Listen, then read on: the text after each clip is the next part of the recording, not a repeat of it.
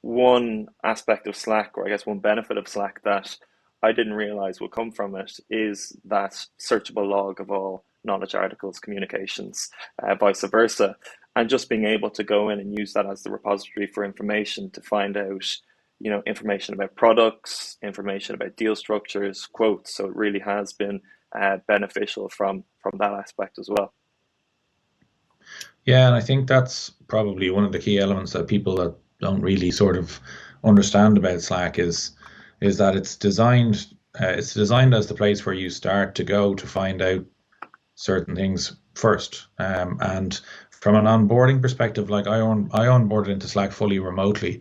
I've never been in a Slack office, and I've worked there for 15, 16 months. So the Dublin Slack office was closed due to COVID, so I never went into it. And then when we were acquired by Salesforce, I've been in a Salesforce office a couple of times, but I've never been to a Slack office. So I onboarded fully remotely, and the experience was tremendous in all honesty, and that was powered by the Slack platform. And it really gives you a sense of what Slack is about as a platform. Like I was added to a Slack channel before I started, so that I could uh, pick up some of the tasks that you have to do before you even start in a company, like adding your bank account details into Workday, etc. And that integration between Slack and Workday, I didn't have to log into a Workday account. I was just doing this from Slack.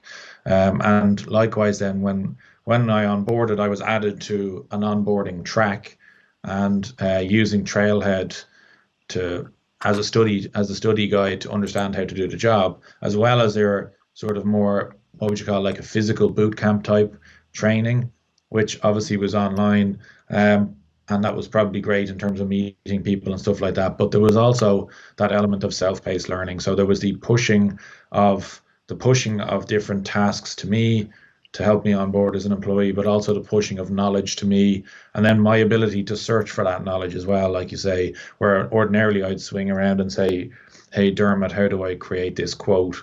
I would be able to either huddle somebody on Slack, like give them a call, or search for that, like a step guide of how to create a quote, for example.